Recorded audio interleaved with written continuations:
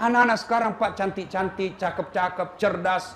Coba lihat itu anak-anak. Saya kalau nge-SMS sudah pakai 2 jari, pegang handphone dengan baik, masih kadang-kala salah ketik. Itu masih salah ketik. Anak-anak sekarang sambil bawa motor nge-SMS, lancar Pak. Cerdas anak-anak kita sekarang. Luar biasa. Saya biasa bingung, bagaimana cara lancar betul? Dia tidak lihat itu papan SMS. Ya lancar. Masya Allah, satu kurangnya anak-anak kita sekarang. Apa? Kurang ngajar.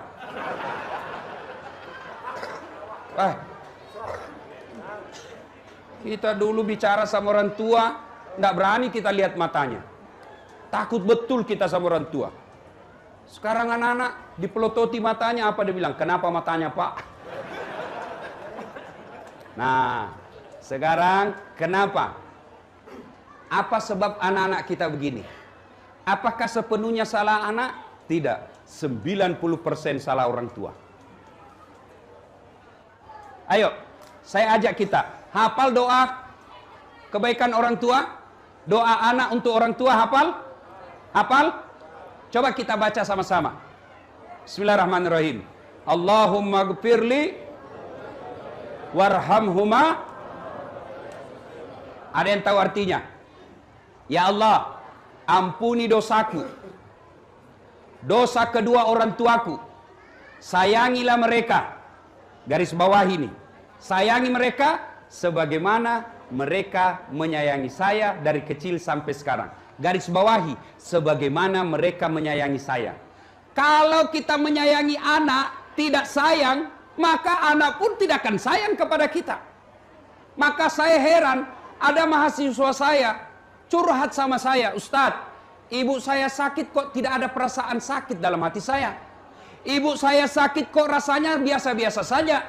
Tapi ketika pembantu saya sakit, saya mau langsung pulang dari kelas. Kenapa? Karena ternyata memang pembantunya lebih dekat daripada orang tuanya. Bagaimana anak kita mau cinta sama orang tua? Siapa yang didik anak kita? Orang yang bukan hubungan keluarga. Tinggi sekolah bapaknya, tinggi pangkat bapaknya, yang didik anaknya. Anak orang tidak ada pengetahuan. Anak-anak kita dulu bagaimana tidak baik akhlaknya, karena memang orang tua cinta kepada anak. Mendidik anaknya baik. Semua yang dulu-dulu tidak semuanya jelek. Ada yang bagus kita contoh, terutama dalam mendidik anak. Apa itu? Contoh. Waktu saya kecil, kita mau tidur itu satu tempat tidur 3 orang di atas. Apa manfaatnya?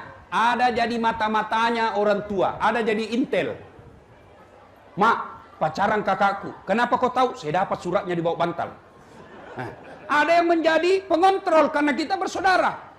Apalagi zaman dulu kita mau pergi main, apa? Dia bilang ibu kita, iya, Lono, pergi mi, tapi bawa adekmu. Kalau menangis adekmu, kau saya pukul. Orang Bugis bilang matarana. Lono, tiwi andrimu, menangis adekmu, saya pukul kau. Artinya apa? Kita punya tanggung jawab terhadap saudara.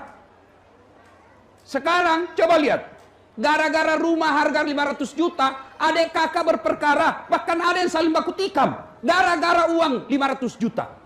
Kalau kita dulu tidak ada itu yang begitu. Kenapa? Memang kita persaudaraan kuat. Sekarang abad modern, ayo kita lihat. Satu anak, satu kamar. Di dalam ada televisi. Di dalam ber-AC. Di dalam lengkap permainan elektronik. Satu anak semua begitu. Akhirnya apa? Pulang sekolah, anak masuk langsung kamar. Dalam kamar, kapan dia keluar? Nanti dia mau makan. Masuk lagi kamar. Tidak pernah keluar dan tidak pernah ketemu. Malam minggu, katanya acara keluarga. Untuk apa? Ayo kita makan sama-sama di warung, restoran. Acara keluarga. Katanya supaya ketemu dan akrab. Sampai di rumah makan, tidak ada yang bicara. Semua sibuk dengan HP-nya. Ini Pak, kalau dibiarkan seperti ini, maka jangan heran anak kita besar kurang ajar. Bapak-bapak, para habaib, ibu-ibu, coba. Bapak ibu mau tahu nasibnya di kubur nanti? Mau tahu nasibnya di kubur? Mau tahu? Maka lihat anak kita sekarang. Lihat anak kita sekarang. Kalau anak kita sudah gadis tidak pakai jilbab, bisa dibayangkan bagaimana sengsaranya bapak nanti dikubur.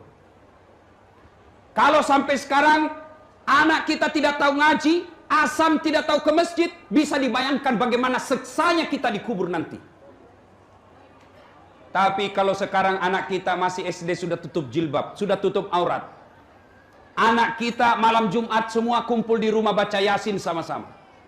Anak kita Ramadan berjamaah di masjid. Harapan itu Pak, bapak sudah kaya insya Allah dikubur. Demi Allah, ibu bapak wafat, anak pengangguran, Allah tidak persoalkan. Ibu bapak meninggal, anak tidak punya kerja, Allah tidak marah.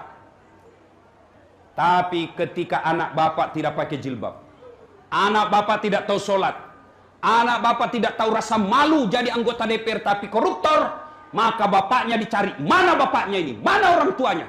Kok bisa anaknya seperti ini? Hati-hati Pak. Bapak tidak usah cemas soal masa depan anak dalam perut. Masalah soal perut. Bapak tidak usah khawatir soal jabatan anak kita. Allah sudah tentukan. Yang perlu Bapak Ibu khawatirkan adalah anak kita wafat tidak tahu sholat.